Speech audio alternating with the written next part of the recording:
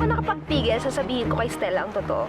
Nung araw na maaksidente ka, aalis ka na, sasama sa ibang babae. Gising na si Kevin? Gising na si Kevin?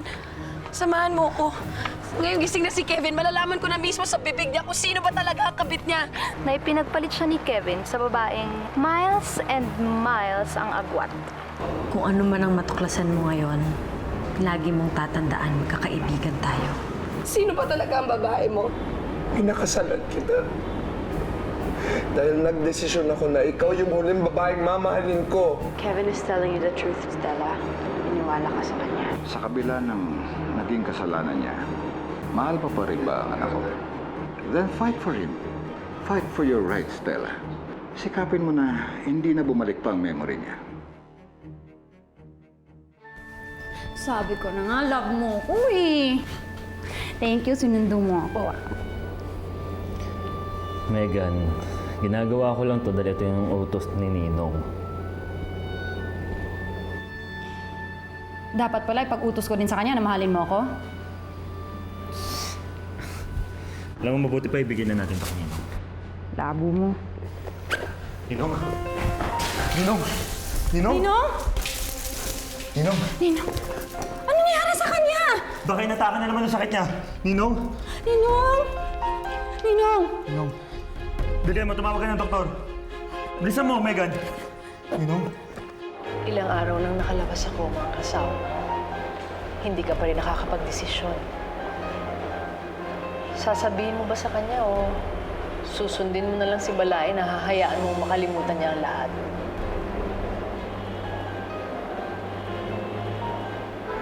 Masakit para sa akin na malaman na may ibang babae si Kevin.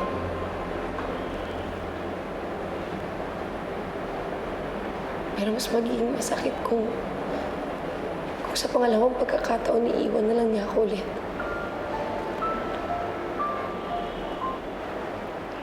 Makikipaghiwalay na lang ako sa kanya, Inay. Makikipaghiwalay ka na po kay Daddy, Mami? Bakit po? Hindi niyo na po ba siya love? Dahil po nagkasakit siya? Huwag niyo pong iwalayin si Daddy, Mami. Gusto ko po, kasama po tayo lahat. Please po, Mami.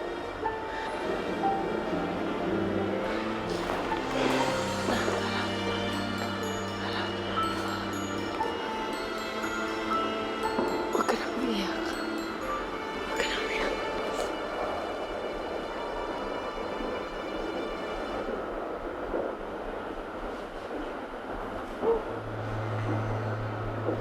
Stella?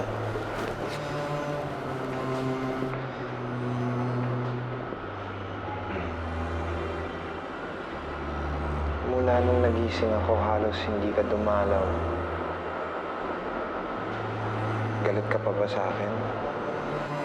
Mars, sabihin mo na kay Kevin yung dapat mong sabihin.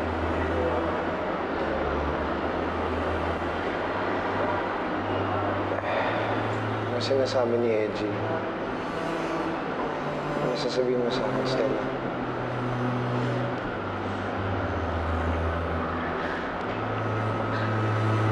Kevin, nakapag-isip-isip na ako. Ayoko to sana gawin, pero Pero?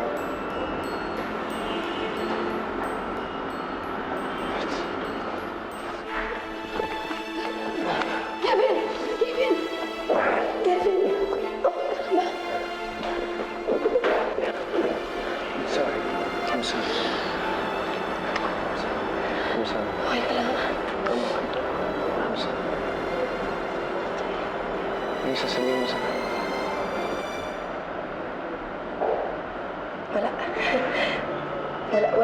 Wala lang pala. Naging magulo lang yung isip ko, pero wala na yun. Mahal kita. Kaya uuwi na tayo kasama ng mga anak natin. Okay? Okay.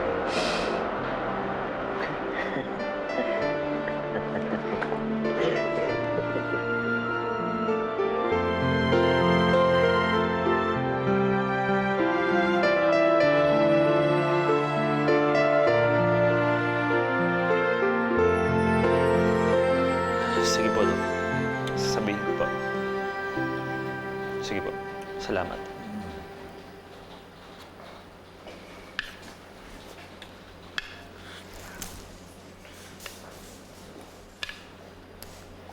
Ninong, tumawag ho yung doktor nyo. At ang sabi, inumin nyo daw ho yung mga gamot nyo para hindi na ulit mangyari yung nangyari sa inyo nung isang araw. Perry, hindi na madadaan sa gamot ang cancer sa baga ko. Stage 4 na to. Baka nakakalimutan nyo. Mapapatagal ng gamot ang oras namin na kasama kayo.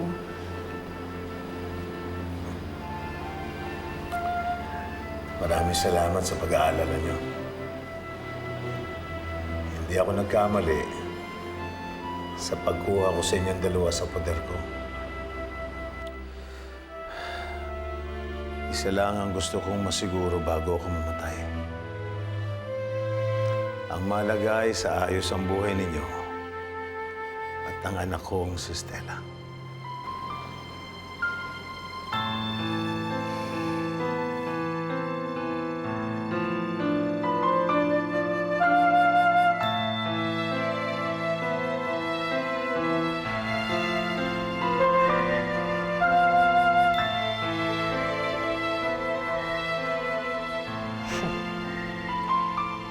My son almost left you, pero nandito ka pa rin.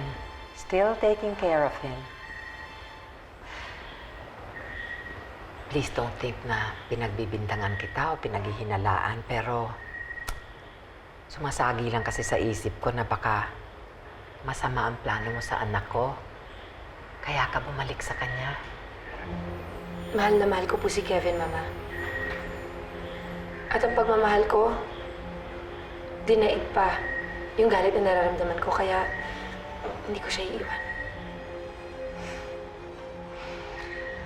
Pag ba bumalik ang memory niya, mamahalin mo pa ba siya kung nag-decide siyang iwan ka ulit? Hindi ko hahayaang mangyari yan. Gagawin ko ang lahat para pigilan bumalik ang alaala ni Kevin. Very well. Good luck na lang sa'yo.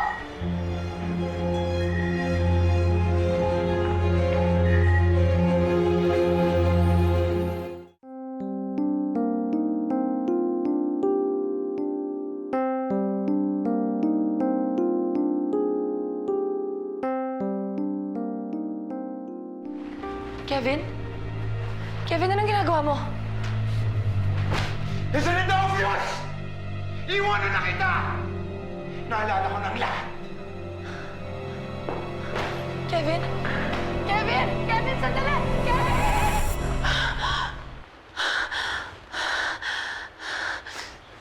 Kevin? Kevin? Babe? Huh? What's wrong? What's wrong? Huh? What's wrong? It's okay. It's okay. A bad dream? It's okay. I love you. I love you too. It's okay. It's okay. Bakit ganon? Gusto ko nang kalimutan ng lahat, pero hindi pa rin maalis sa isip ko na tumigil ka nang mahalin ako, Kevin. Na ibang babae na ang may-ari ng puso mo. Sino ba talaga siya, Kevin? Sino siya sa mga kaibigan ko?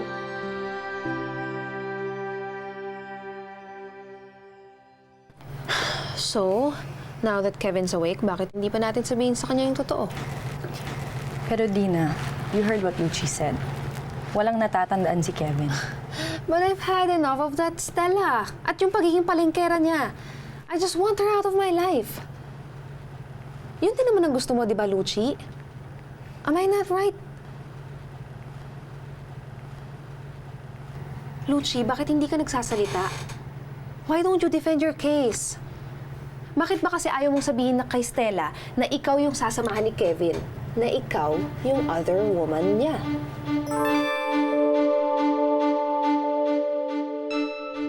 eat your sandwich, huh? Don't use your hands. Use your fork and spoon, and then you remember to put this on your lap, huh? Han, Oh, Han, nagkakamay ka na naman. Alam mo naman, ayoko kinakamay yung pagkain, di ba? pasensya na. Gusto lang naman kitang pagsilbihan eh. Alam ko. Pero that's why we have a fork and me a spoon. Okay.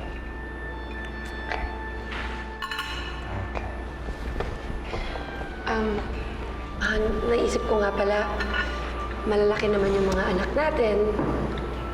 Baka oras na para bumukod tayo kay Mama. But Mommy, I don't wanna leave. Gusto ko po dito kay Mamu.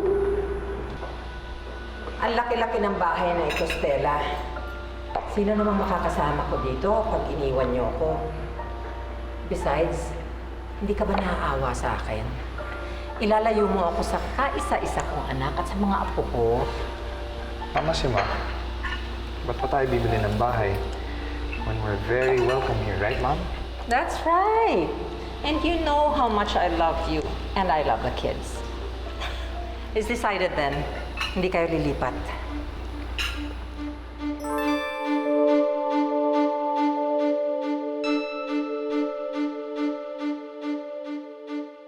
Ayoko nang malaman ni Stella ang tungkol sa amin ni Kevin. Ayoko na rin naman eh. What? After ka na yung pagtakpan ni Misha, after ng lahat ng pinagdaanan namin doon sa pag-eskandalo ng babaeng yon, ngayon sasabihin mo sa amin na you're giving up on Kevin? Oo, mahal ko si Kevin. Pero after niyang maaksidente, doon ko na-realize na maling-mali yung ginawa naming dalawa. Noon mo pa pala alam. Bakit mo ngayon mo lang sinabi sa amin? Dahil lang naghahanap lang ako ng confirmation na tama ang desisyon ko. Nangyari yon pagkatapos namin bisitahin ni Stella si Kevin sa ospital. Wala akong ibang babae. Ikaw lang ang minahal ko pagkatapos namin mag-break ni Dina. Pinaglaban ko yung pagmamahalan natin. Pinakasalan kita. Dahil nagdesisyon ako na ikaw yung huling babaeng mamahalin ko.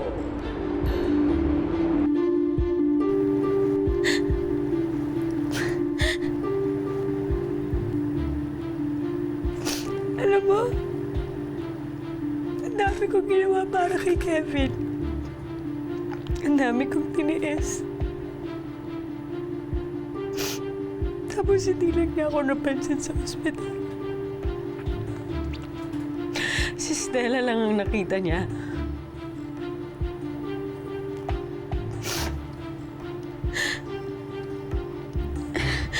Nakalimutan niya na dapat akong mahal niya ngayon eh.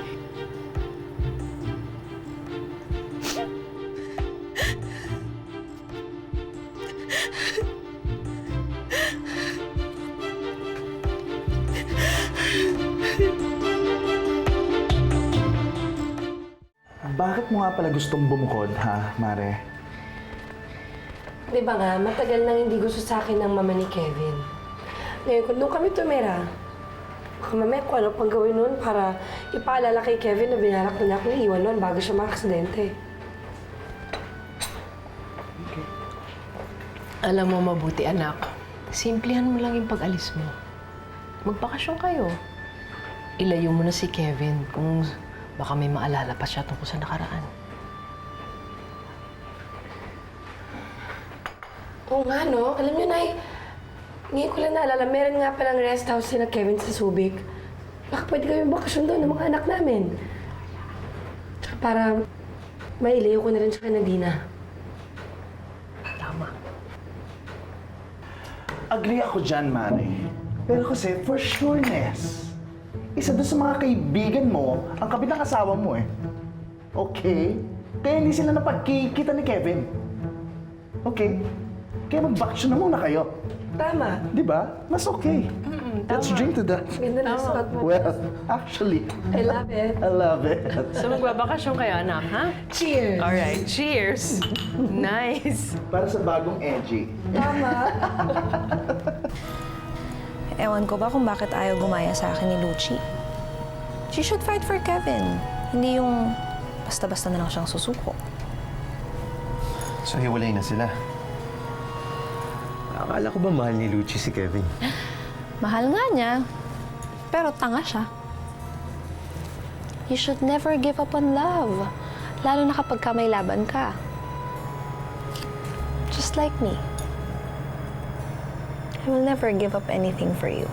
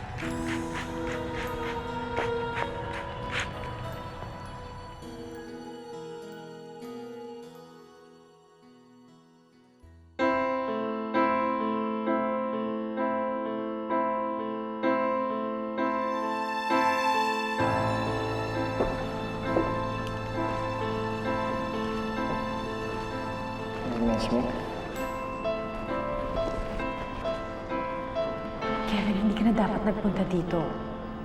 What we did before was a mistake. I wanted to see you. These are for you. Kinuha mo lang yan sa labas eh. It's the thought that counts.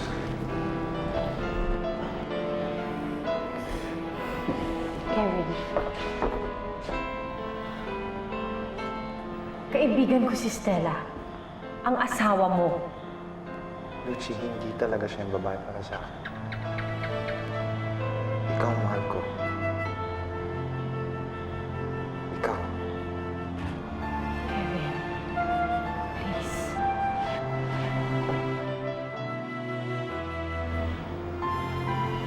I love you.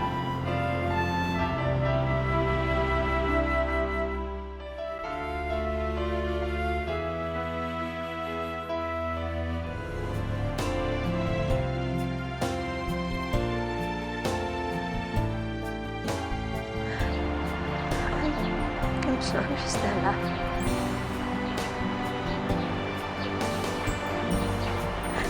Hindi ko naman sinasadyang mahalin ang asawa mo.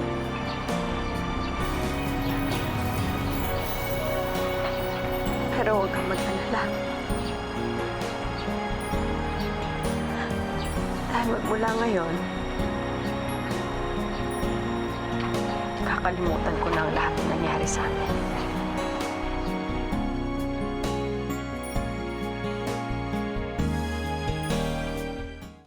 Wendy? Dahan-dahan. Sakay mo na sila sa kotse. Opo, ma'am. Aida, hindi ko kasi sigurado kung may signal dun sa pagbabakasyon na namin. Kaya kung magka-problema dito, inaasahan kong ikaw nang gagawa ng solusyon, okay? Sige po, ma'am. Saka enjoy niyo lang po yung second honeymoon niyo ni Sir Kevin. Deserve niyo po yan. Salamat. Sige po, tuloy ko lang po yung ginagawa ko sa loob. Okay. Perry, kamusta? Ay, Stella. Sorry pero narinig ko kasi pinag-uusapan niya eh. Gising na sa pagkakakoma ang asawa mo? Oo, gising na siya.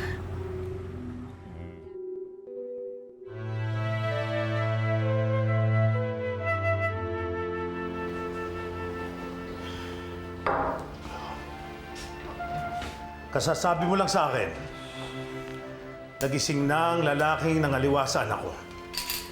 Oo, naman ho kayo pa dalos-dalos. Ba't mo ako pipigilang lagyan ng butas ang ulo ng asawa niya? Dahil hindi ho ito magugustuhan ni Stella. Bakit hindi? Ginago siya ni Kevin. Ang sabi ho ni Stella, hindi ho naaalala nung lalaking yun ang mga nangyari sa kanya bago siya maaksidente. Ang tanging alam lang niya, mahal niya pa ho si Stella at maayos ang pamilya nila. Kaya ho pumayag siguro si Stella na magsama sila ulit.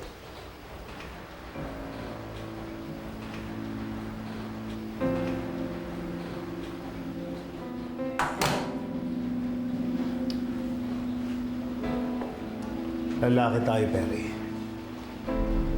Alam natin kung paano magpalusot sa mga ginagawa nating kalokohan.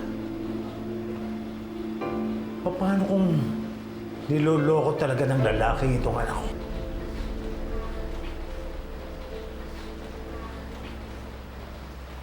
Kung niloloko ho ulit ni Kevin si Stella, ako na mismo ang tatapos ho sa kanya.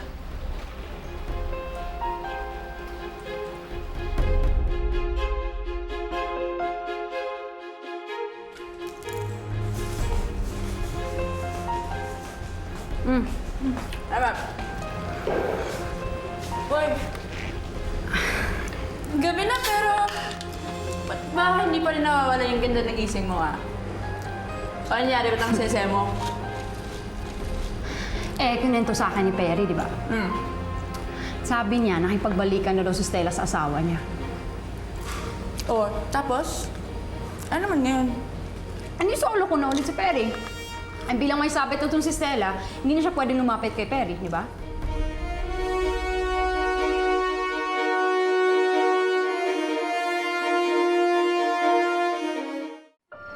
Man, it's really good to know you're back. But seriously, wala ka ba talagang naaalala? Yung aksidente, yung mga ginawa mo before that. Wala. And I'd rather not know. Because it seems hindi ako naging mabuting asawa kay Stella. Pare, hindi mo na siya mahal. Alam mo, earlier today, niyaya niya akong magbakasyon out of town. Alam ko na kung bakit. Dahil hindi niyo ako titigilan hanggat hindi bumabalik yung memory ko. Salamat sa pagbisita sa akin, Luke. Pero pwede ka nang umalis.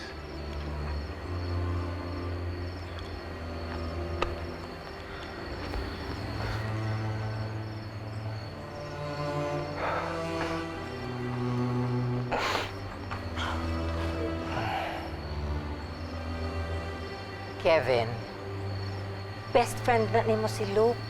He's just trying to help you remember. I don't need him. Mahal ko si Stella, that's all I need to know.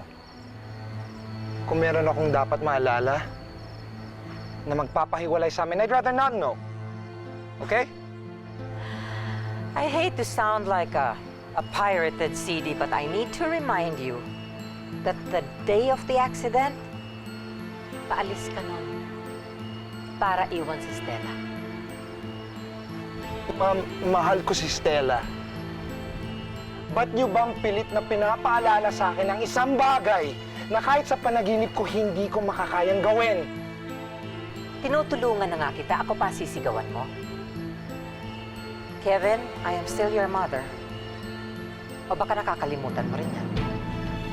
Tulad ng pagkalimot mo na hindi mo na mahal si Stella, that's why you were leaving her. Daddy, hindi mo na mahal si Mami?